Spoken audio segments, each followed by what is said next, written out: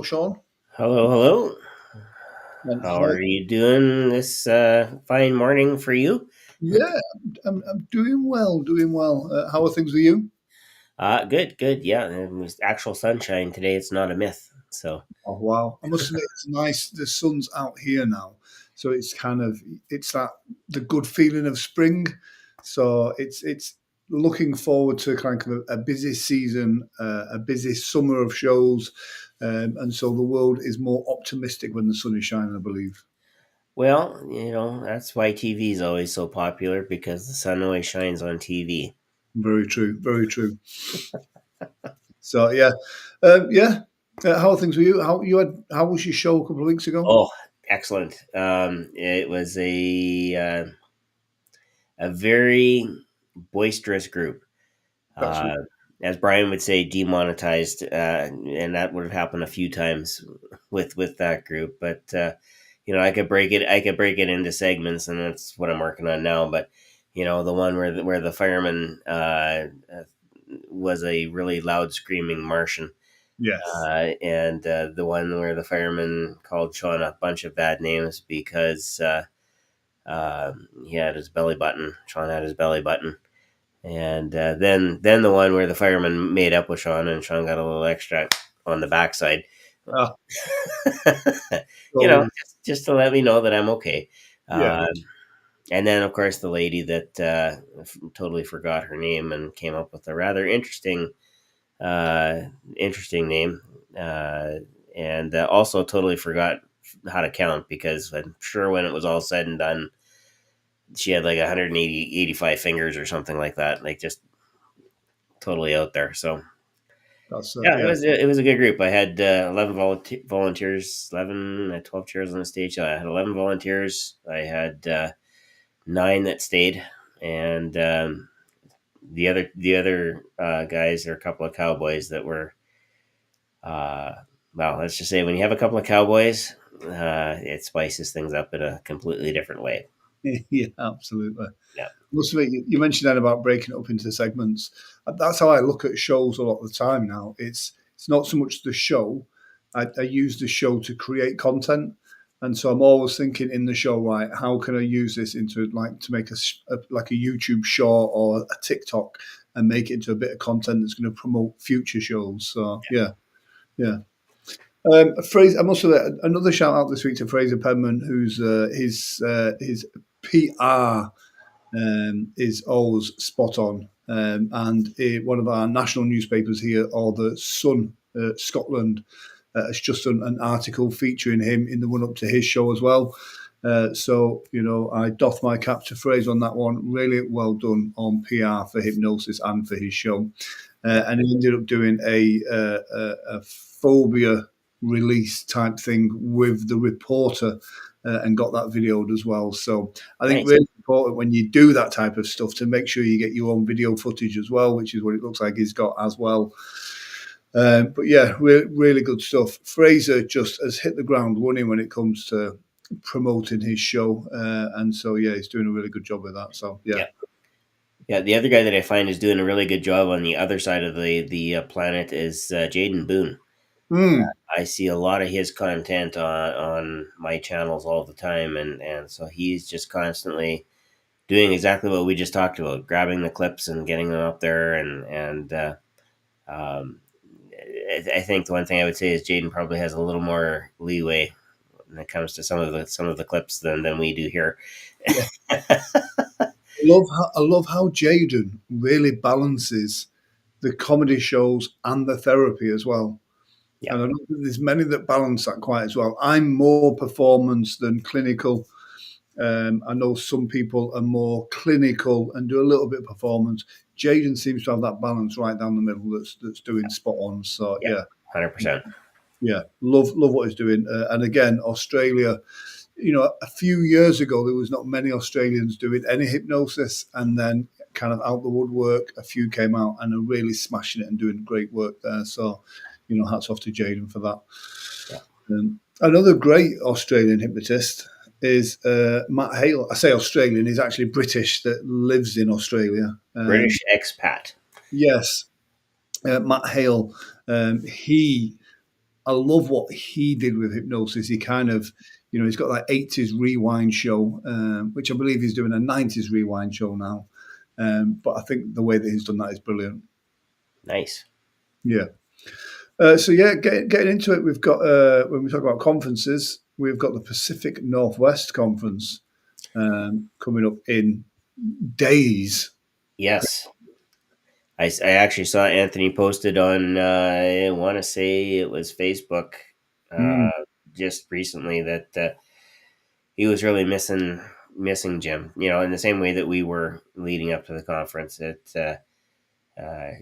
was a workhorse and had the can do attitude, and mm, when there's a lot on the go, he was usually a guy that was right in the middle of it to make things happen. So hats off to Anthony for continuing on with Pacific Northwest. I think it's going to be a great conference this year. yeah, I think that group is going to have a similar experience than as to what we had with performing hypnosis in January.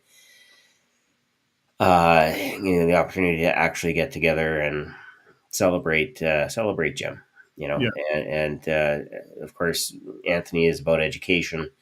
So again, being able to connect in that smaller conference setting with the people that are there, the presenters that are there. I mean, you could buy them a cup of coffee. They could buy you supper. I mean, there's just all kinds of opportunities. And as a guy who finally made it out to a conference, the first one was Hypno Thoughts, where I was able to connect with Jim on a couple things, and the rest of the Hypno Hustle group that Scott King has. And then bring in some other people from Canada that just we got connected right at the conference. Um, those connections are invaluable. Mm. I think that's the great thing about conferences is the connections you make become lifelong connections.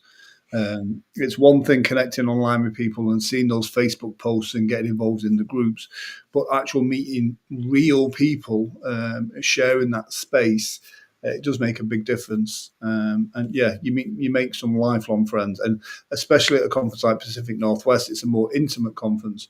You really get to spend time with those people.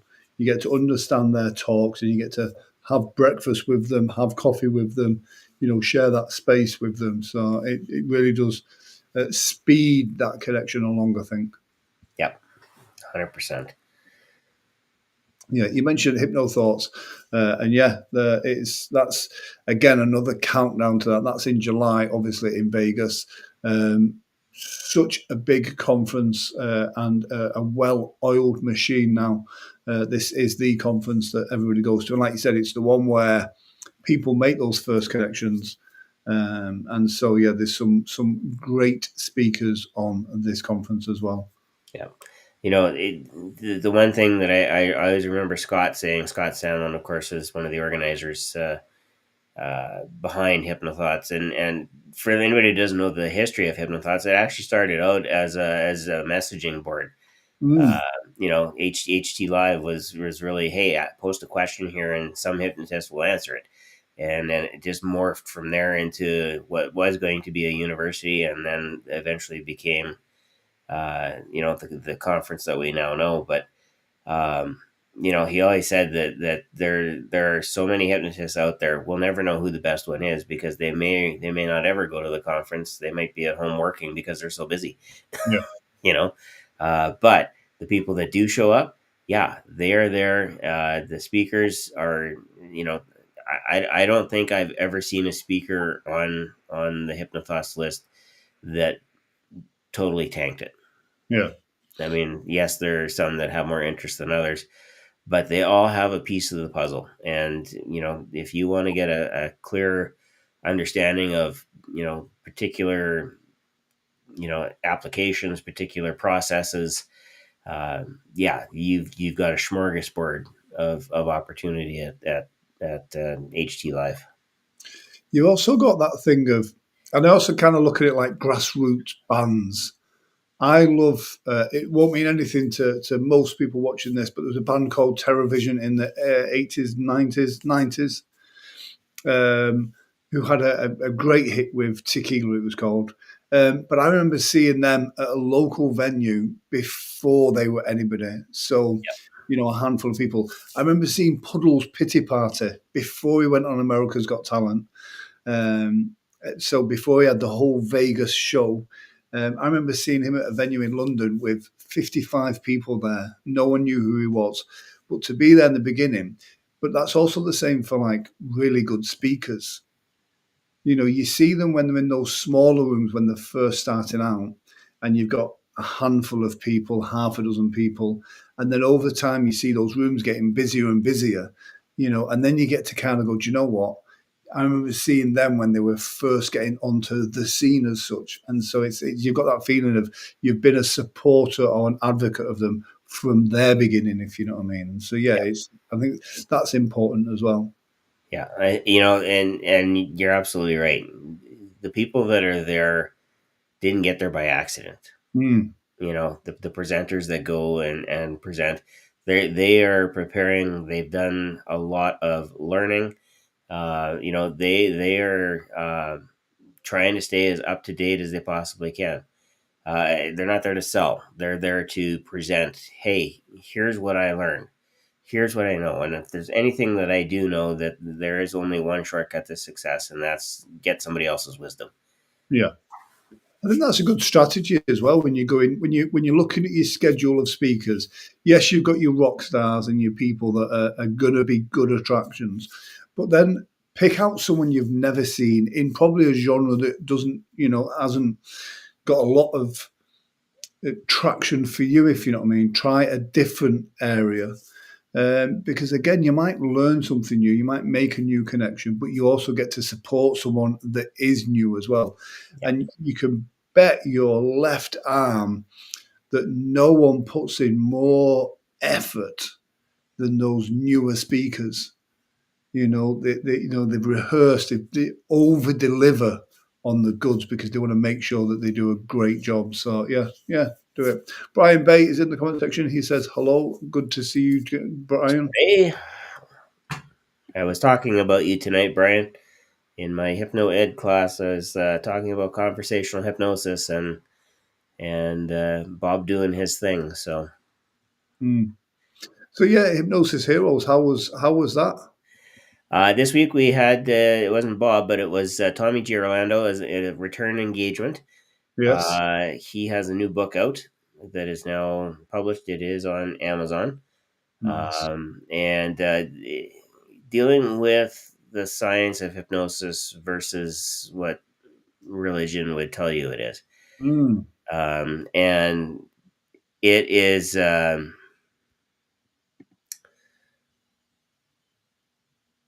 I guess there was some backlash from the spiritual community, shall we say. Yep. After I know he posted something on Facebook. I didn't get a chance to comment on it yet, but it. I didn't think we were all that controversial. We didn't really dive in and rip apart evangelical Christians or uh, Catholics that have a problem with XYZ or Protestants that this. We just here's a book. It's about the science. Science versus myth, and anytime you dispel somebody's myth, Yeah. um, there's repercussions. Yeah. Because that myth was what I believed up until that point. Yeah. And now you're telling me I need to believe something different, and that's teacher level stuff. We do that every day, but there are ways to do that, and then there are just people who will live in the myth because that's all they ever want to know. Yeah. And people are very sensitive when it comes to their beliefs sometimes, and we do live in a world that is, you know, that do take various books very seriously. Yes, And so, but that's why it's good for people to come on and talk about those things, because although it may upset some people, that's how you shed more light onto it, and that's how we as a community on both sides get to grow as well, because we're doing good on both sides, whether you are religious or not. Religion has its place, and I believe hypnosis has its place in religion. Yeah. Brian says we force people to think critically. Were they critical of us? Oh my. And entirely possible, yes. Again, it's if you go through life and you decide to stop learning about what is going on around you and about life in general, you're going to find very quickly you fall way behind the times. Yes. And I'm not saying every movement or everything that comes out is necessarily good and true and all that. It takes time to become proven. But when something is proven, pushing against it isn't going to change it. Yeah. You know. Yeah. Yeah. Absolutely. Speaking of religious occurrences, the Michigan Hypnosis Conference with Dan. Ah, Dan, Dan is a religion. He is a religion. That guy can move mountains. he Uh, can. is another talk about work ethic. Fantastic work ethic from Dan. Does a great job with Hypno World magazine, with his podcast and his conference, as well as all the other work that he does as well. So hats off to Dan for that. I was just looking at Dan had posted that he was a speaker at a conference. I'm thinking, what conference? Here it is, the Hypnosis Education Association has a Hypno Business Summit. Dan is a guest speaker on podcasting, but when you look again at the people that are here: Kimberly Lynn, Sandra Grace, Dan, Karen Sivet Bird, Mary Lee LeBay, like Steve Jones, Connie Jo Holmes. Like these are some top notch people that have done their homework, or B, been in the business long enough that they can help you build exactly what you want to build. Yeah, and that's the thing. That's why conferences are so important, because you're getting that fast track from people that have done what you want to do. If you're looking at podcasting, if you're looking at live streaming, if you're looking at the bunny talk process, the swan, whatever these processes are, you're meeting people that have cut out and carved their own niche and become successful hypnotists in doing it. Yeah. So stop trying to reinvent the wheel by doing it yourself. I was talking to a hypnotherapist online the other day, and I'm like, "Do you go to any of the conferences?" And it's like, "Oh no, it's a bit expensive." And I'm like, "It is, but what you get from it, it's don't just do one. Do a big one, do Hypno Thoughts, and then pick out some of the more intimate ones as well, where you can get really fine tune on that as well." Oh, don't worry about it. They're used to it there. Oh, sport, not my forte. Oh, no worries. Brian and I can talk hockey. Well, Brian probably knows more about it than I do, because funny story, I was never allowed to watch hockey while I was married until the Canadian women decided that it was time to stomp all over the U.S. American team, and did so many, many, many times. Then my ex-wife was fine with watching a hockey game. But the first time we watched it was Edmonton and Dallas, who are now locked in a playoff series, but they went into like triple overtime. She got frustrated and went to bed. That was the end of hockey, and for me. So I blame Dallas. Yeah. Do you know what? I'll mention this as well, actually, whilst it's here. It's like a product thing, but we've not got the product things. When we talk about conferences and speakers, I was speaking to Scott McFall at PHS, and he had a thing on the back of his phone, Oh, right. which is this: it's Applaud AI. And so I bit the bullet and bought myself one, and I'm absolutely blown away. And so it's kind of like ChatGPT, but for your voice. So Oh, it records what you say, and then it does an AI summary, and there's various different templates that you can get from it as well. And it's fantastic. So if you're having a meeting with someone, you can just set it on record, And then at the end of that meeting, you've got a transcript of the meeting, you've got an AI summary of the meeting, and you've got what takeaways that people need to do, action points, and everything. So it's really good for if you're someone like me that in a meeting I waffle and talk and say all sorts of stuff, and then at the end of it, I've got no idea what I've agreed to.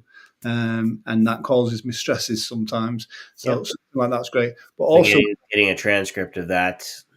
exactly. And but not just a transcript, getting the summary with the actionable points and the takeaway things of who needs to do what.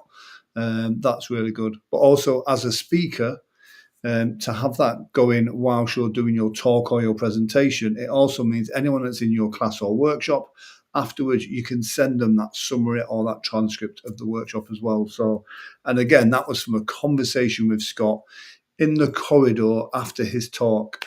And it was like, oh, brilliant. And so it's stuff like that that you don't pick up from the online, you don't pick up from workshop. It's just you get that from having a conversation in a hallway. Yep, that's exactly it. Have that conversation. Yeah. Yeah, that's been there for a while. I just haven't bit the bullet to pay for any of the sports networks. Cool. So speaking of conferences, the speaker submissions are now open for Performing Hypnosis Summit. And so yes, it's get it done, get it filled in. If you're looking at speaking, if you've got a topic that is relevant to the performing hypnosis side of things, whether that be business, entertainment, marketing, or anything like that, then do get that speaker submission in and get it in sooner rather than later, so we can kind of filter through and really start pushing that. Yeah, and that was something that we did talk about actually on the Hypnosis Hero podcast this last week, was the importance of getting those speaker submissions in as fast as possible, because when we've got that information, it helps us not only plan, but it also helps us advertise Yeah, and push it out. There may be people that want to hear exactly what you're talking about.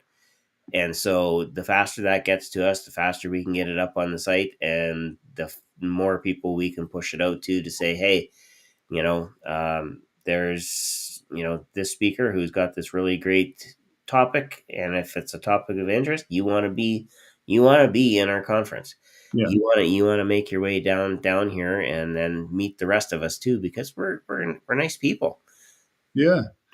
Of all the conferences I've been to, it's one of my favourites. I mean, Yep. I'm a little bit biased as well, but that I mean, all conferences have that kind of family feel to them. They've all got something slightly different. But I mean, especially PHS last year or this year Yep. was just unbelievable. And so we can only hope to match that kind of energy this year. Um, Yep. I think we will, and I think we're starting to capture a wider audience yeah, when it comes to attendees and speakers. So I know Tommy if, already put in a speaker application. Some guy named Testy Tester. I've heard of him. testing, Uh, testing. it, it's my alter ego anytime I want to test something just to make Yeah, sure it's working. Testy Tester. So if you see Testy Tester, you can get rid of him. He's just a placeholder. But yeah, the one thing I will say, because we talk about attending the conferences and we talk about the speakers and whatnot, but when you're a speaker and you're attending a conference, there is a different, it hits differently. oh yeah, You're there to definitely help people.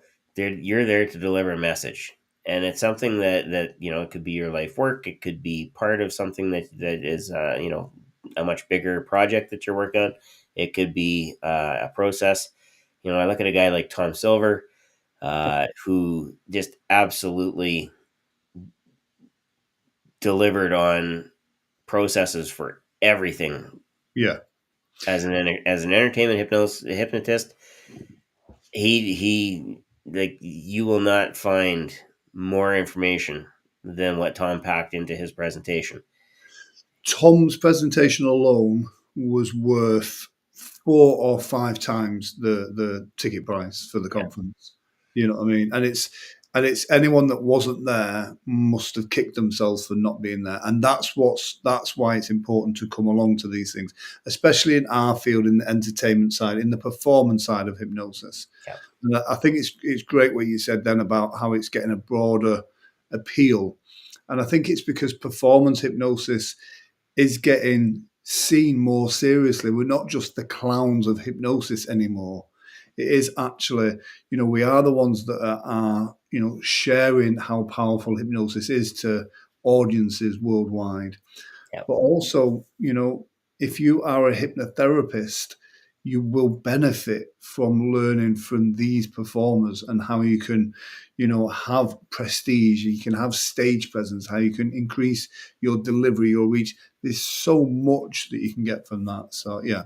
Yeah. Our businesses, our baseline business isn't that dissimilar. Mm.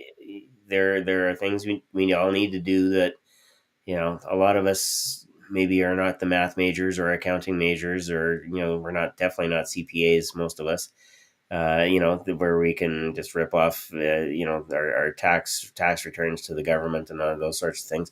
There's pieces that we all do, and there's all, there's similarities there.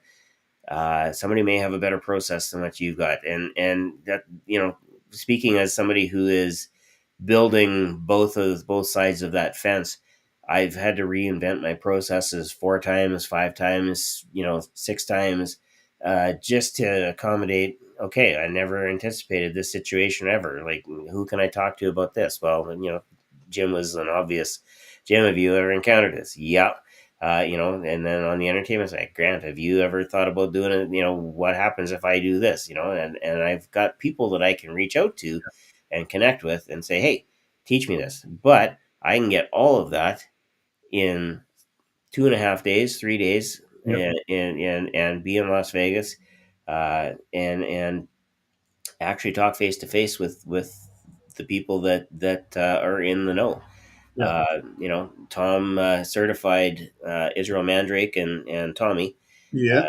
in his scientific hypnosis methods, and they're ready to go. They're ready to start spreading the word again, and you know that's legacy.